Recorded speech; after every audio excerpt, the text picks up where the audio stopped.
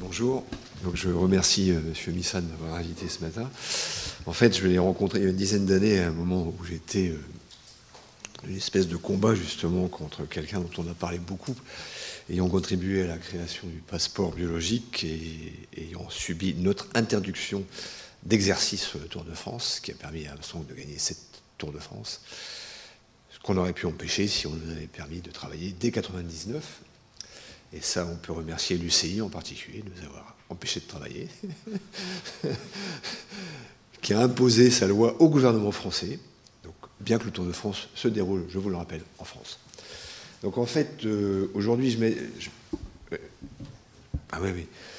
je suis surtout un ingénieur dans le vivant, puisque je suis dans le secteur public et que je travaille en contrat très régulièrement avec de grandes firmes biotechnologiques qui font des biomédicaments, voire de la thérapie génique et de la thérapie cellulaire. Et c'est ce qui m'a amené donc à me retrouver, à partir de cette historique, utiliser en parallèle de ce que je dois faire pour ces entreprises vis-à-vis des dérapages potentiellement dopants, en particulier dans le sport de haut niveau.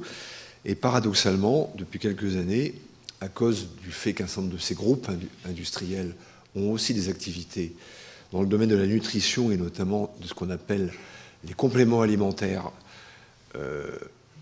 à vocation thérapeutique, on m'a demandé de regarder ce qui se passait et c'est ça que je vais vous montrer et pas du tout un exposé sur ce qui m'est demandé la plupart du temps. Donc là, je vous ai résumé, et j'ai fait quelque chose qu'on ne fait jamais, j'ai mélangé le français et l'anglais sur ce qu'on appelle les thérapies en français, et en fait le terme aujourd'hui accepté, c'est les therapies, et sur une classification nouvelle qui va apparaître et que connaissent peut-être déjà un certain nombre de personnes par rapport aux régulations vis-à-vis de la santé. Donc les small molecules, c'est la galénique, c'est la pharmacie classique, et pour des raisons de coût, on a inventé les génériques, et là-dessus, les deux grandes agences, entre guillemets, occidentales de régulation, EMA et FDA, sont d'accord. Vous avez les biologics, c'est de la biotechnologie, c'est l'EPO, c'est l'hormone de croissance, c'est la bioproduction. Et on a donc inventé, pour les raisons de coût, et uniquement en Europe pour l'instant, parce que le débat n'est pas réglé par la FDA américaine, les biosimilaires. Les biosimilaires ne sont pas des génériques, puisqu'on, comme on ne sait pas fabriquer, par exemple, une EPO en chimie, quand on fait un générique de l'EPO, la molécule n'est pas identique, puisque c'est de la production biologique. Par contre, elle va être similaire dans son action thérapeutique. Et ces biosimilaires ne sont reconnus aujourd'hui que par les EMA. Il y en avait 150 en 2011, il y en aura 500 là. Les Américains vont y aller également pour des raisons de coût. Et ces biosimilaires, donc, sont susceptibles de poser un certain nombre de problèmes. Vous avez une troisième catégorie. Et là, je vous ai donné la définition générique aujourd'hui qui va être acceptée puisque la puissance de l'anglais est telle. C'est les NBCD, c'est-à-dire les Non-Biological Complex Drugs. C'est de la nanomédecine. Vous avez déjà des médicaments dits de nanomédecine. En particulier, nous utilisons des chimiothérapies nanoparticulaires, un certain nombre de cancers.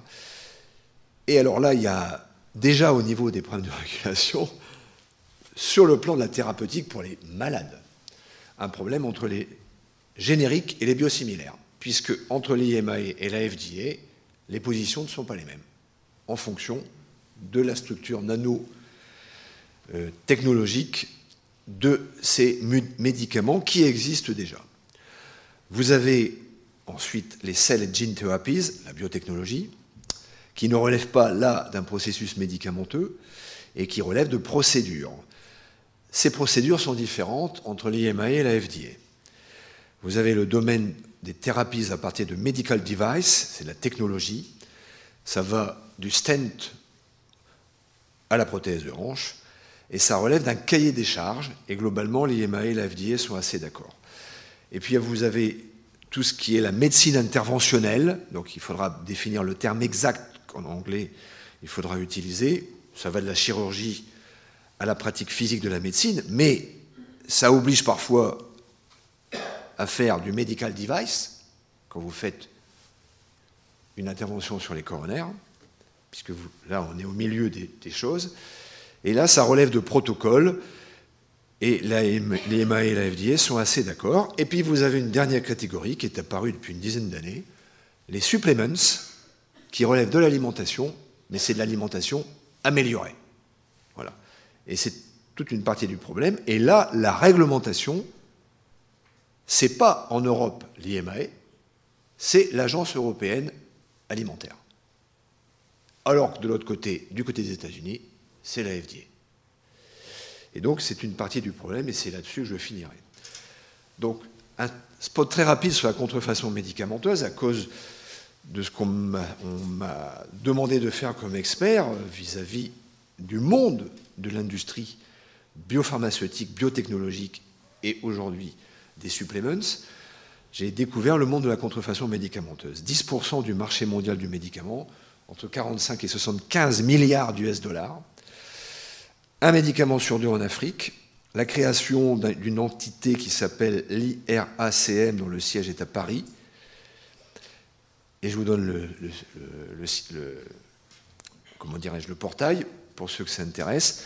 Vous pouvez avoir d'autres sources sur la contrefaçon médicamenteuse, le programme Impact de l'OMS, le Wellcome Trust avec nos camarades britanniques, le Pharmaceutical Security Institute, évidemment l'IMA et la FDA, et n'étant pas un zélateur de Jacques Chirac dans le passé, pour avoir été confronté à la non-décision d'un gouvernement où il était président et avec un Premier ministre qui était Jospin, et je pense que si ça s'est passé comme ça, c'était aussi un problème de cohabitation, autour de la Armstrong en 1999, pour parler très clairement, la fondation Jacques Chirac, qui est une des très rares fondations qui a fait de la contrefaçon médicamenteuse un item de réflexion et de combat par l'appel de Cotonou en 2009.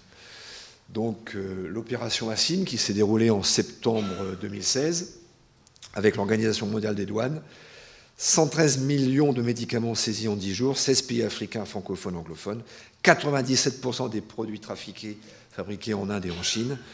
Sur 243 conteneurs contrôlés, 150 contenaient des produits illicites. Les opérations précédentes, ça vous explique l'étendue du problème, qui est en fait la contrefaçon médicamenteuse. C'est la deuxième c'est la première aujourd'hui criminalité du monde en termes de marché. Une partie des gens de la drogue vont dans la contrefaçon médicamenteuse parce qu'il y a moins de risques à cause de l'aspect judiciaire, qui est essentiellement basé sur le côté, propriété industrielle sur les médicaments, et pas sur le côté trafiquant. Voilà. Les médicaments de l'opération ASIM, antipaludéens, anti-inflammatoires, antibiotiques, analgésiques, et autres. On peut imaginer bien sûr qu'une insuline contrefaite, c'est quand même un petit peu embêtant, surtout que quand on a l'insuline, il n'y a que du sucre. Pour un diabétique, c'est un peu ennuyeux. Donc ça, c'est en Afrique. La situation européenne, aujourd'hui, assez connue maintenant depuis l'opération Pangea 7 d'Interpol, qui ne relève absolument pas, bien entendu, de l'AMA, parce qu'il n'en a pas les moyens, bien sûr. La situation européenne est surprenante. En effet, si vous avez la catégorisation africaine, voici la catégorisation européenne. Produits anabolisants, préparation amaigrissante, copie du Viagra, complément alimentaire. Cette opération a saisi 22 millions d'euros de produits contrefaits, 10 000 sites internet fermés, classification des consommateurs, consommation de confort et de bien-être, donc application sportive. Dopage est devenu une cible de la contrefaçon médicamenteuse pour les produits en Europe, achat sur Internet, création de filières parallèles aux organisations de santé qui vont mettre à disposition des consommateurs ces produits qui sont en dehors du système. C'est une grande différence par rapport à l'Afrique, parce qu'un médicament contrefait sur deux, dans 30% des cas, est distribué par les voies officielles de la distribution pharmaceutique.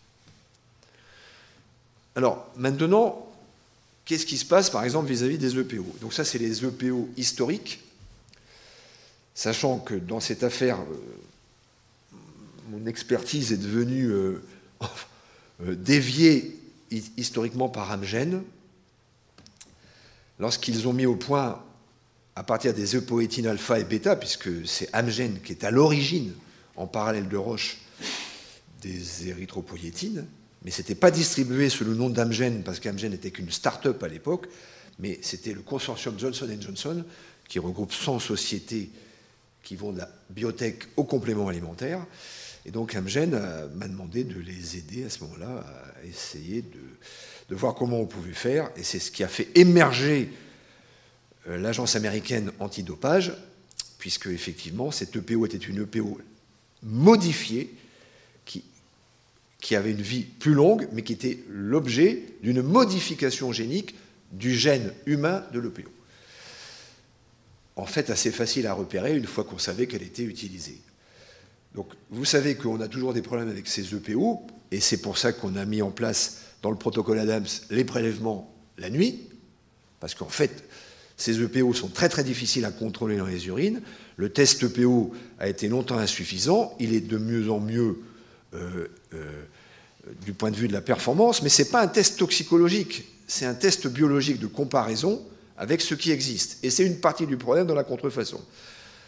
Parce que dès que les biosimilaires, grâce à l'IMAE, et pour des raisons économiques et des raisons louables, est arrivé en Europe, nous nous sommes retrouvés avec une multiplication des EPO sur le marché, qui évidemment n'était pas complètement identique par rapport à la reconnaissance vis-à-vis du test EPO.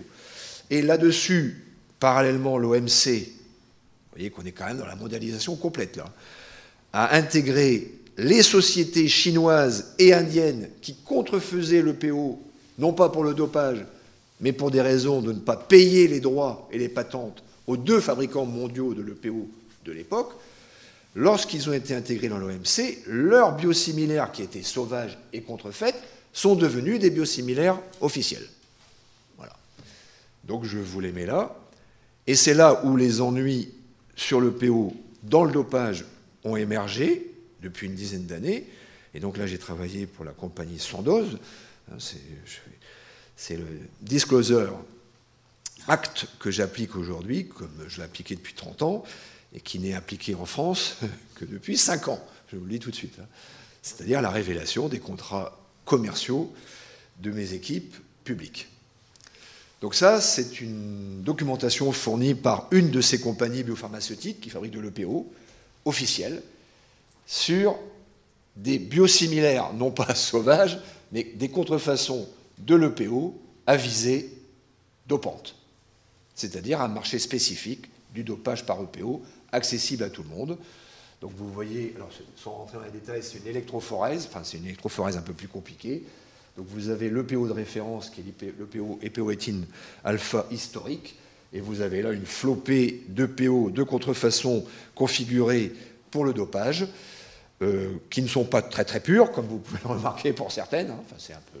Donc là, il y a évidemment la réalité du risque de la contrefaçon, mais globalement, les gens pourront dire qu'ils s'en foutent, puisque comme le sportif n'est pas un malade, si elle est efficace qu'à 80%, ça mettra quand même le niveau de globules rouges suffisamment élevé, puisqu'il n'en a pas besoin, il n'est pas anémié. On est d'accord. Donc, pour votre information, la China 7, c'est l'EPO de contrefaçon acheté par le mari de Gianni Longo, si vous avez suivi comment dirais-je, le procès qui vient de se terminer. Et qu'il avait acheté, je crois qu'il en a acheté pour 3 000 €, qu'il faisait livrer ça, je crois, chez un de ses amis, qui était lui-même, non pas dans le cyclisme, mais dans le ski, pour ne pas le repérer, mais il a eu le défaut d'acheter ça avec sa carte bleue. Voilà. Ce qui permet de tracer, bien sûr, les gens. Ce que je suis en train de vous expliquer, c'est que vous pouvez acheter ces EPO sur le marché, par Internet, aujourd'hui, et vous le faire livrer. Donc, vu ce que je viens de vous dire, vous n'utilisez pas votre carte bleue. Enfin, je ne connais pas la législation belge, bien entendu, mais qui doit s'appliquer à la législation européenne, je pense. Donc, en fait, on pense qu'il y a à peu près entre 120 et 150 EPO sur le marché, ce qui pose quand même d'énormes problèmes. En tant que superviseur de l'UBU, nous avons réussi avant Sochi, ce qui montre quand même qu'on pouvait faire les choses avant Sochi, sous réserve qu'il fallait s'y prendre avant, et il faut remercier les gens qui dirigent l'UBU, qui sont des alémaniques à éthique avancée, puisque les passeports biologiques avaient démontré chez les deux meilleurs biathlètes russes, dont la championne du monde qui avait déjà pris 2 ans pour l'utilisation d'une EPO conventionnelle, qu'ils avaient des passeports complètement anormaux, et qu'ils passaient à travers tous les contrôles antidopage EPO, ce qui était surprenant, et ça n'avait pas forcément à voir avec la problématique russe. Et en fait, ils ont déclenché une enquête, enfin une descente de police, passez-moi l'expression, dans l'hôtel où ils étaient présents, ce qui a permis de saisir les EPO de contrefaçon qui n'étaient pas identifiés et de pouvoir les contrôler positivement, ce qui a permis de les arrêter juste avant Sotchi et d'imposer 50 000 € d'amende à la Fédération russe de biathlon. Ce qui montre quand même que quand éthiquement et technologiquement parlant, et c'est une partie du problème, je pense, vis-à-vis de comment dirais-je, l'intervention précédente, si on veut se donner les moyens de cette philosophie, il faut se donner les moyens. Si on n'a pas les moyens, le débat est ouvert, évidemment. Mais c'est quand même très complexe. Parce que 80% aujourd'hui des opérations antidopage dans le top niveau sur les produits high-tech ou biotech ou contrefaits, ce n'est pas le contrôle antidopage, c'est la douane, James Bond et la descente dans la chambre d'hôtel, ce qui explique la descente sur le championnat du monde de biathlon chez les Kazakhs il y a 8 jours avant ces championnats du monde. Deuxième exemple de contrefaçon qui est exemplaire. Là, je vous présente le produit qui va remplacer le PO peut-être entre 2020 et 2025. C'est-à-dire qu'au lieu de vous injecter une protéine, le PO, bioproduite, pour augmenter sa présence ou pour normaliser son absence par rapport aux insuffisants rénaux, il y a plusieurs indications de PO dans la santé, cette petite société, qui est une start-up américaine, a réussi à trouver le moyen, au niveau quasiment de la production de votre PO dans les reins, à stabiliser le facteur IF qui va entraîner non seulement la production de PO, va améliorer la production d'hémoglobine dans les globules rouges, c'est vachement important, ça va la stabiliser, c'est mieux que ça additionne à l'EPO, va positiver le métabolisme du fer, dont on sait que c'est un énorme problème dans le sport intensif, et va vasodilater vos capillaires en agissant sur le NO, ce qui est fantastique. Donc je suis en train de vous dire que ça va être top. C'est top pour les malades, bien entendu. Hein. Eh bien, en préparation 2015, championnat du monde en Corée, le deuxième marcheur athlétique français, dans une descente, il était policier, de ses propres collègues, a été trouvé détenteur de la 4592, de la molécule 4592, fabriquée en contrefaçon et achetée sur Internet. Alors que cette 4592 est maintenant passée en phase 2, n'est pas encore validée du point de vue des agences de régulation, et que la 2216, qui était déjà en phase 2, a été stoppée pour atteinte hépatique, mettant fin à l'arrêt de l'essai. Donc là, ça devient un petit peu effectivement problématique, parce que c'est un produit high-tech qui n'est pas encore commercialisé et qui est déjà copié dans une finalité uniquement dopante pour le marché du dopage. Ce schéma-là, je pense qu'il y a une ou deux personnes qui peuvent le saisir du point de vue de la pharmacologie, du mode de fonctionnement, ça c'est très très clair. Hein. Mais par contre, quand vous êtes marcheur athlétique et quand vous avez un gain qui est probablement 1000 fois inférieur au joueur moyen de l'Avant-Guingamp, qui est le plus petit club de football de première division de France, on peut imaginer comment cela peut être possible. Eh bien, c'est possible aujourd'hui, et c'était possible en 2015.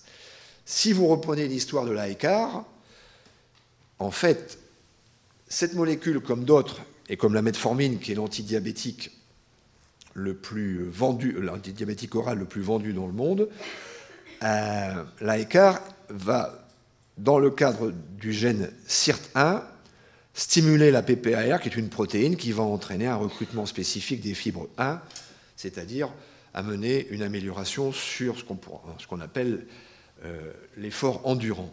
Eh bien, ces molécules n'ont jamais dépassé l'étage souris, c'est-à-dire l'étage préclinique avant passage humain.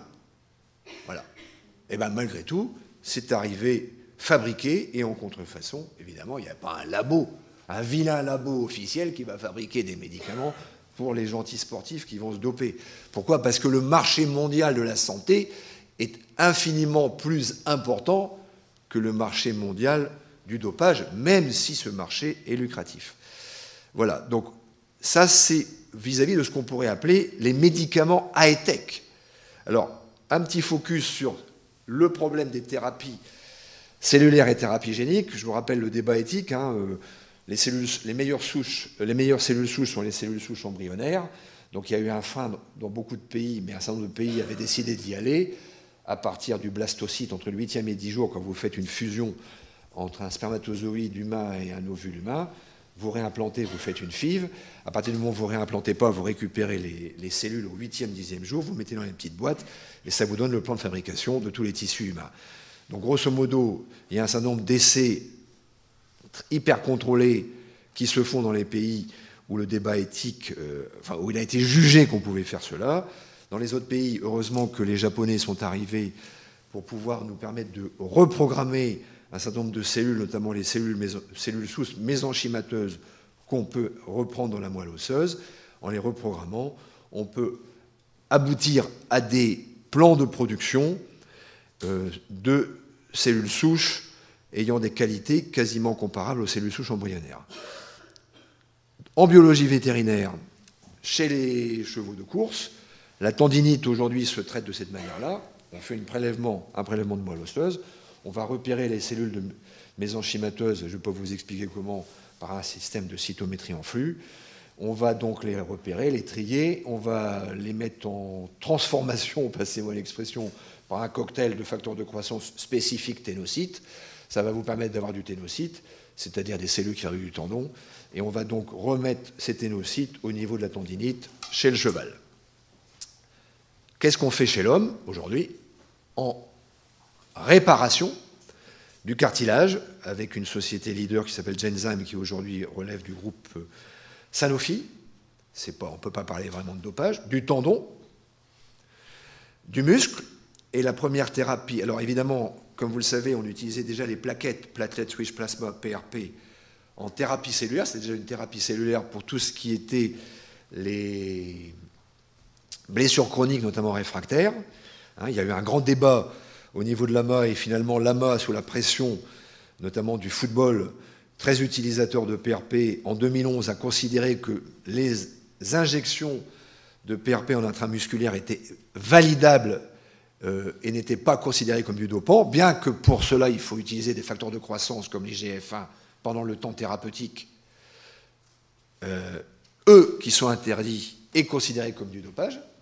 Donc là, on est un peu dans le flou. En fait, grosso modo, on est dans une zone grise où finalement il faut gérer la blessure pendant la saison pour savoir à quel moment on peut utiliser les choses. Thérapie génique, c'est la même chose que la thérapie cellulaire, sauf que vous modifiez par une insertion ces cellules. Donc on est capable aujourd'hui de faire du facteur 9 chez les hémophiles B. Sur les myopathies, on a un certain nombre de programmes myopathiques, la mucoviscidose. La preuve de concept a été apportée par les enfants bulles et la reprogrammation des lymphocytes qui chahutaient chez eux. Donc il y a plusieurs centaines d'essais actuellement, sous contrôle FDA et EMA, bien entendu, et par les agences nationales probablement, en tout cas au niveau de l'Europe. Qu'est-ce qui se passe déjà dans le sport? La thérapie génique tendineuse avec des transgénèses pour améliorer la qualité du tendon, avec des facteurs de croissance IGF1 et BFGF. Donc évidemment, si vous réparez, ça peut être autorisé. La problématique est de savoir à partir de quand l'individu peut reprendre la compétition, puisque si vous utilisez ça en compétition, normalement, il doit relever d'une procédure antidopage. Donc les contrefaçons, on ne va pas dire, ce n'est pas de la contrefaçon, ce sont des thérapies, mais ce sont, on va dire, des usages non autorisés. Ces usages non autorisés existent. Il suffit d'aller, par exemple, à Miami pour voir les officines de thérapie cellulaire existantes, et on peut donc vous faire des thérapies cellulaires à tous les niveaux. Et bien évidemment, le monde du sport est complètement concerné par cela, sachant que, par exemple, pour la réglementation française, ces thérapies relèvent de ce qu'on appelle les thérapies de greffe d'organes, de greffe de tissus, et ne peuvent être réalisées que par des équipes officiellement agréées. Or, nous savons tous que, à peu près, dans le domaine, en tout cas par exemple du PRP, qui devrait relever de cet agrément, 50% des PRP faits actuellement en France sont faits par des équipes qui ne sont pas agréées. La thérapie cellulaire, comme je vous l'ai dit, a été effectuée. La première a été effectuée pendant la Coupe du monde de football en 2014 au niveau musculaire. Donc ça, c'est la définition de l'Agence mondiale antidopage. Et je suis en train de vous expliquer que, en fait, ces thérapies sont déjà utilisées de manière thérapeutique et de manière parallèle par un certain nombre d'officines. Donc on est dans la contrefaçon thérapeutique. Ce qui est problématique en parallèle de tout ça, c'est l'accessibilité de ces contrefaçons ou malfaçons, en fait, au-delà du monde du sport de haut niveau. On comprend l'intérêt du sport de haut niveau qui est obligé à la performance, comme cela a été expliqué, et qui, surtout, a les moyens de payer ces thérapies.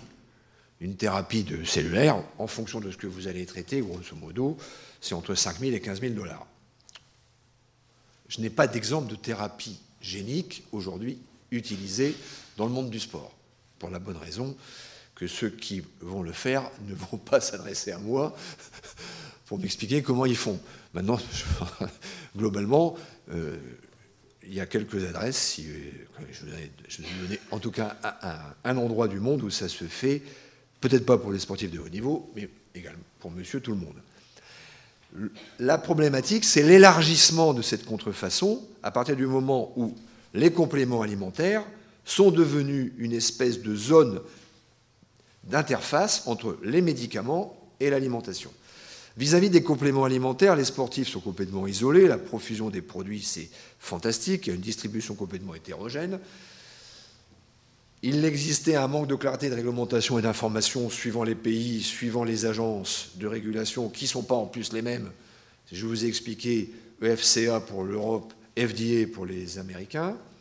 Disparité du monde industriel, parce qu'évidemment, si on est capable de faire de l'EPO de contrefaçon, vous imaginez bien que c'est encore plus facile de faire des compléments trafiqués. Et alors, dans le monde du sport, qui est le prescripteur du complément alimentaire? Les professionnels de santé, les entraîneurs, les préparateurs, les managers, les agents de joueurs, les familles, le père, le mère, les salles de musculation, les gourous et les escrocs, et Internet. Donc, utilisation au milieu sportif, ça c'est la grande équipe de natation australienne au moment des Jeux. 99% des nageurs australiens de cette équipe utilisaient des compléments alimentaires. 87% le voulaient dans une philosophie énergétique, c'est-à-dire pour améliorer la performance. 207 produits utilisés par cette équipe. Bon, l'équipe, c'est à peu près 40 personnes, quoi. Donc, évidemment, s'ils se déplacent, heureusement que c'était à Sydney, les Jeux, parce que se déplaçant, on peut imaginer qu'ils utilisent un 747 combi, hein, c'est-à-dire les nageurs devant et les containers derrière, hein, parce que c'est la moitié d'un hôpital, quoi, qu'il faut. Et alors donc, devant la difficulté, les Australiens, à l'époque, ont tout de suite exigé qu'il y ait un label Sport Safety vis-à-vis des industriels, non pas tant pour éviter le dopage, que surtout, comme les dopants dans ces compléments alimentaires qu'on a commencé à mettre sont des vieux produits, ils sont faciles à contrôler. Et donc, évidemment, il faut éviter que le sportif soit dopé à l'insu de son plein gré, ce qui serait dommageable, évidemment. Donc le piège Internet est arrivé dans la foulée, ça c'est une étude suisse, avec la contrefaçon médicamenteuse. Là où les choses se compliquent, c'est que vous avez soit affaire à un véritable dopage via le complément alimentaire qui affiche la réalité, soit vous avez un complément alimentaire trafiqué, avec peut-être même le produit pharmacologique trafiqué, qui n'est pas indiqué. Et le pire du pire, c'est l'industriel qui va, le mauvais industriel, qui va utiliser une dose pharmacologique entre les deux pour qu'il soit un peu efficace, mais pas suffisamment pour être dans une situation de dangerosité en cas de contrôle positif pour qu'on puisse l'attaquer comme ayant mis en danger la santé du consommateur.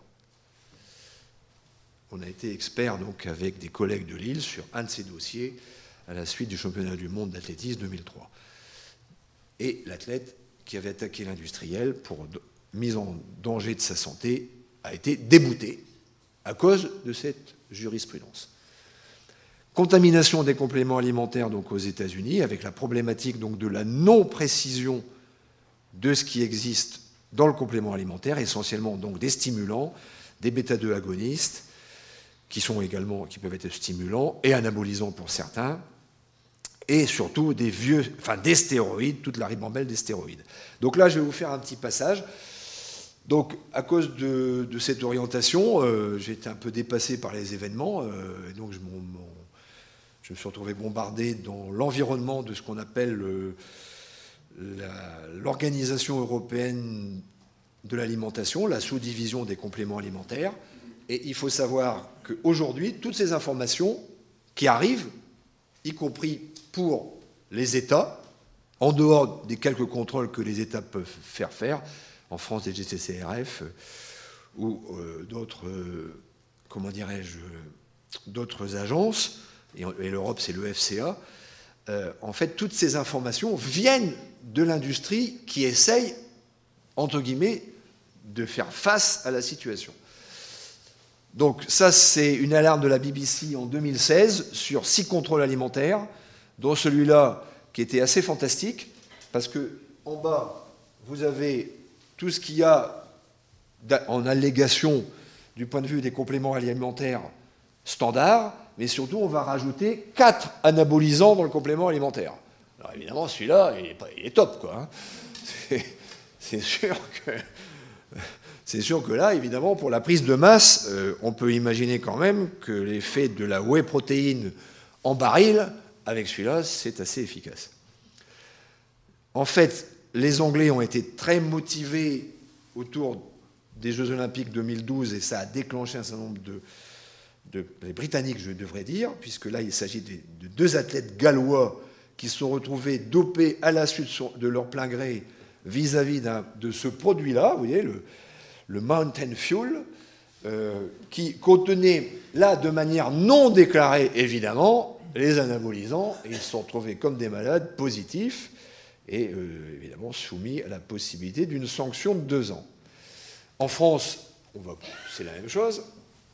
Donc, j'ai été sollicité dans le cadre de ce dossier qui va venir en jugement sur non pas donc une espèce de filière qui s'est créée par achat d'une créatine trafiquée avec un anabolisant stéroïde de contrefaçon acheté sur Internet et qui a été dépisté grâce à un médecin du sport de terrain à Sarlat, pour ne pas le dire. Sarlat, oui, c'est une région à haut risque gastronomique, hein, on est d'accord, mais je préfère ce risque.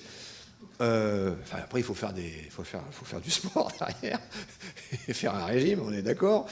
Mais en tout cas, là, les jeunes joueurs qui avaient tous moins de 20 ans et qui donc n'étaient pas dans des clubs professionnels, parce qu'il n'y a pas de club professionnel dans cette région, mais qui faisaient quand même la compétition nationale qu'on appelle dans le jargon rugbystique le Réchelle, étaient tous moins de 20 ans et présentaient pour une quinzaine d'entre eux des anomalies biologiques avancées avec risque de cancérisation hépatique, parce que dans ce complément alimentaire, il y avait des stéroïdes anabolisants hyper dangereux, mal fabriqués, et pouvant entraîner des réactions hépatiques. Je ne vais pas rentrer dans les détails.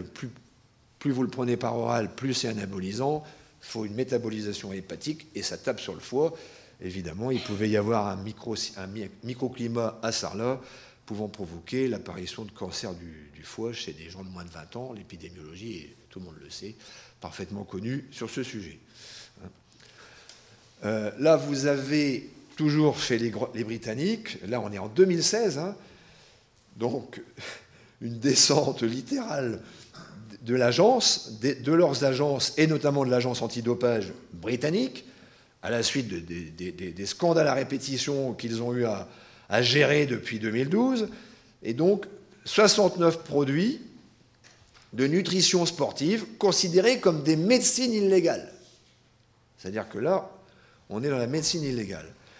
Le Japon se prépare à aborder les Jeux Olympiques en 2020, et donc ils ont lancé le même programme qui est en fait financé par l'industrie officielle et respectueuse des compléments alimentaires, et s'appuyant sur une firme anglo-saxonne qui s'appelle une firme de contrôle qui s'appelle LGC, qui maîtrise une compétence très élevée de spectrométrie chromatographie, pour utiliser les termes technologiques, dans le domaine alimentaire, appliqué au domaine médicamenteux et au domaine des compléments alimentaires.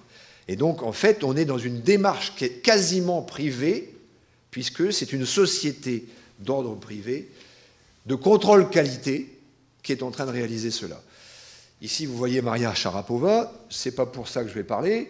Donc Maria Sharapova a été incriminée avec un médicament dont tout le monde savait qu'il pouvait être, entre guillemets, dopant, mais qui n'avait jamais été accepté dans la pharmacopée occidentale comme étant un véritable médicament efficace. Voilà, il faut le savoir. Pourquoi? Parce que ce brouillage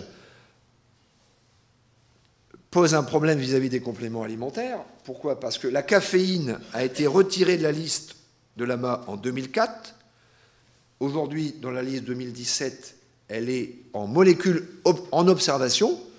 Or, le problème, c'est que dans les compléments alimentaires, les trafiquants ont bien compris le truc, puisque la caféine a une réalité d'efficacité sportive, à la fois sur le métabolisme aérobie, sur la stimulation neurobiologique, hein, et je ne vais pas développer cela, bien entendu, parce que je n'ai pas le temps. Et donc, ces compléments alimentaires ont introduit des doses de caféine devenues très élevées. Le FCA indique 200 mg en une seule prise, 400 mg par jour, avec des variations d'âge. Il faut savoir que pour des raisons pharmacologiques, la caféine concentrée, à partir du moment où elle n'est pas utilisée sous une forme de type expresso ou café buvable, est beaucoup plus efficace, surtout quand elle est mélangée dans un complément alimentaire. Et donc là, vous avez une alarme dans ce contexte-là de l'Agence nationale suédoise de protection. Alors là, ils ont inventé une mesure que je ne connaissais pas, c'est la cuillère à thé. Bon, voilà, c'est tout. En clair, dans ce complément alimentaire, quand ils ont lancé l'alarme, en faisant référence à la FDA, il y avait l'équivalent concentré de 28 expressos.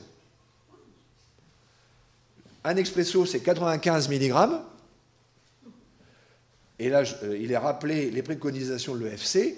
Donc, il s'avère que sur une autre opération, qui n'a pas été publiée, nous avions trouvé, nous, un complément alimentaire avec 40 expressos.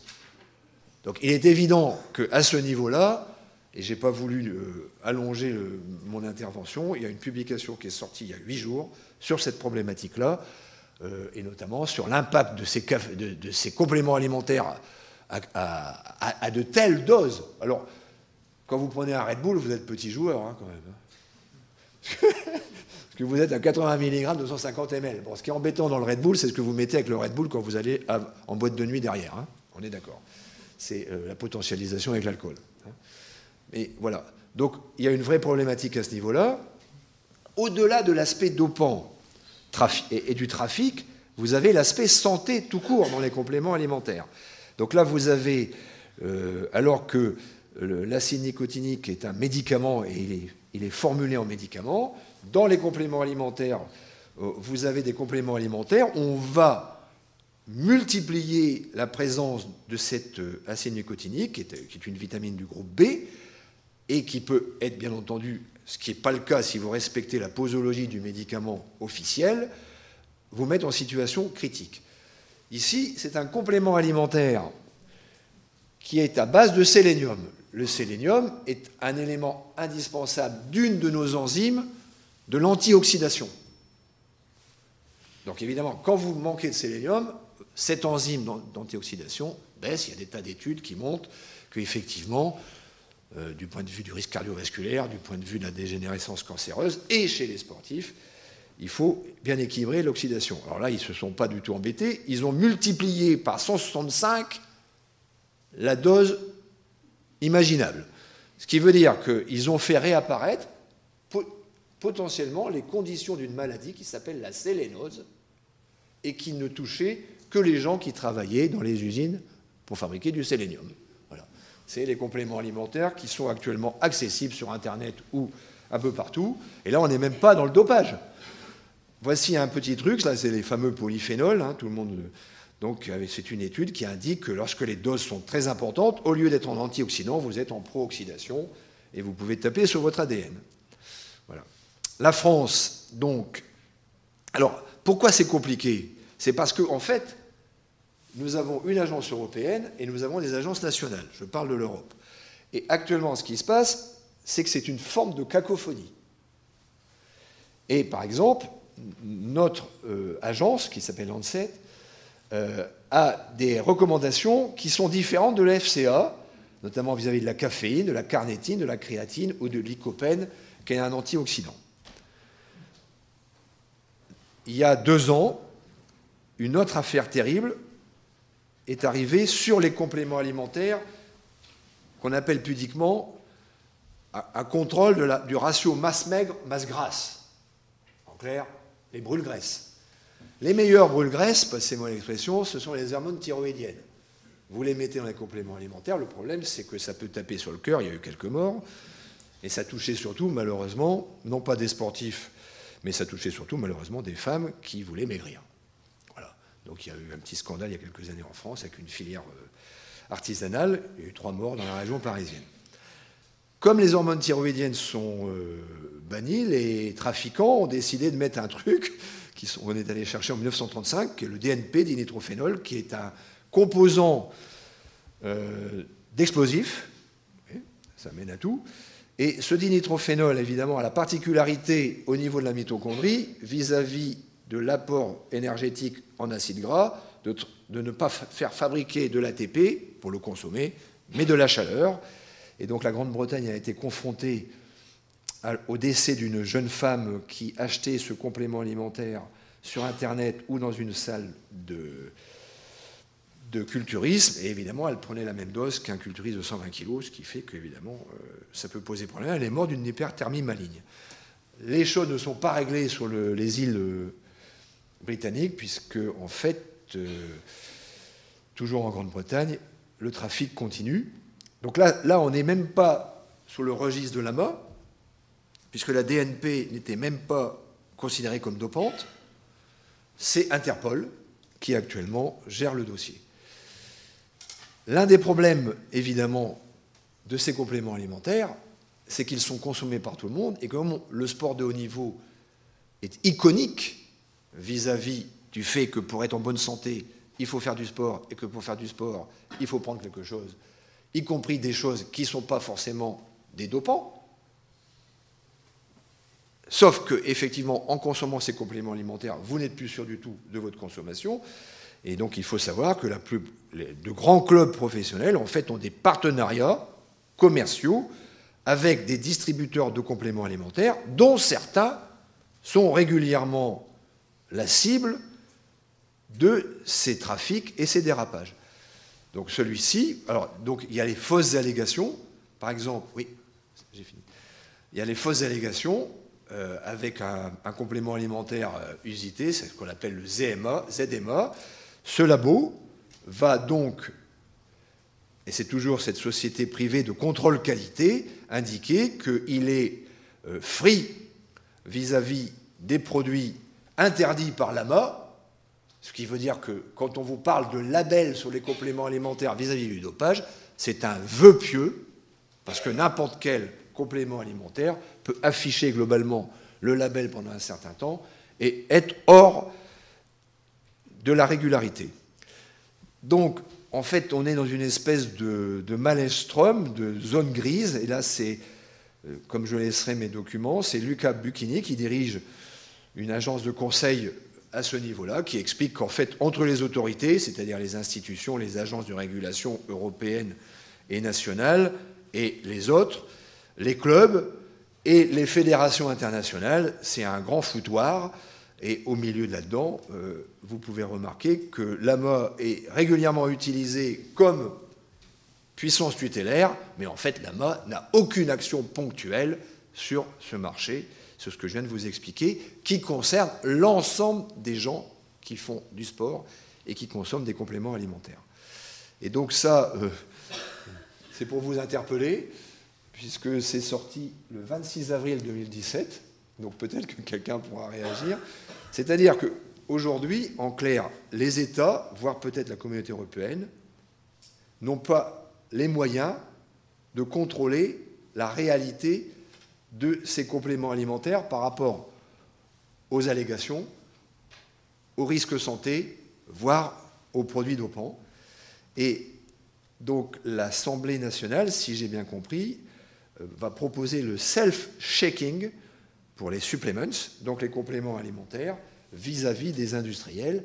C'est-à-dire, en fait, c'est une forme d'obligation pour les industriels d'être eux-mêmes les propres contrôles. C'est ce qui vous explique pourquoi cette industrie est en train de bouger énormément, parce que derrière, il y a le problème de la responsabilité.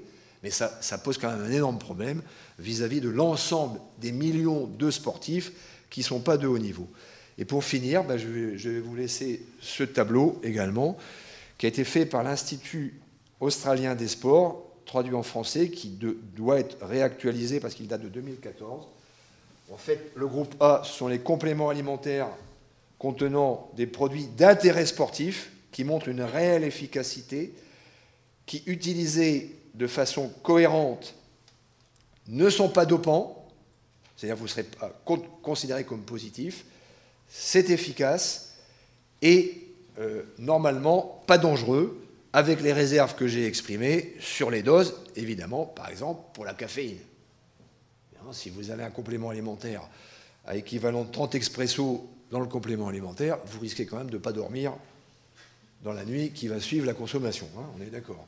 Peut-être que même si vous avez 65 ans et que vous faites du sport santé, vous risquez d'avoir quand même des petits problèmes au bord de la route.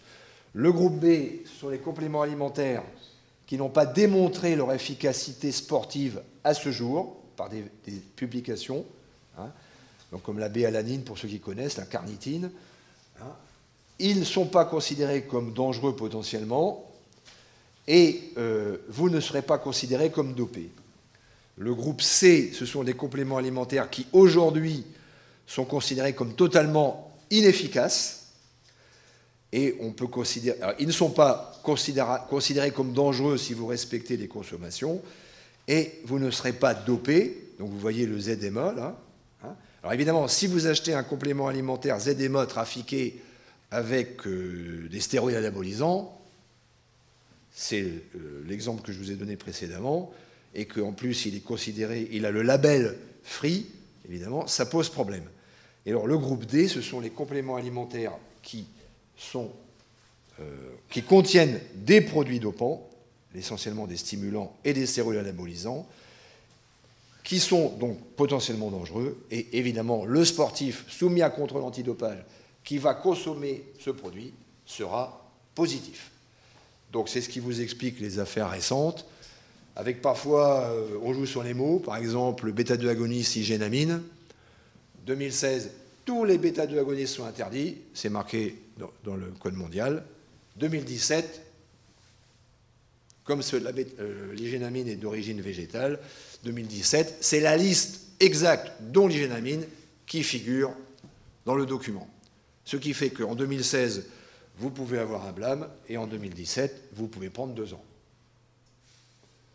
Je n'ai pas de conclusion formelle à faire, parce que je dois dire que ces nouvelles fonctions d'expert m'ont un peu dépassé, et que je suis totalement sidéré, et que rien que depuis hier, il y a 2 nouveaux problèmes assez scandaleux sur les compléments alimentaires dans le monde, et en particulier en Europe. C'est un vrai problème de société et de dangerosité. Et je terminerai là-dessus, et je vous remercie.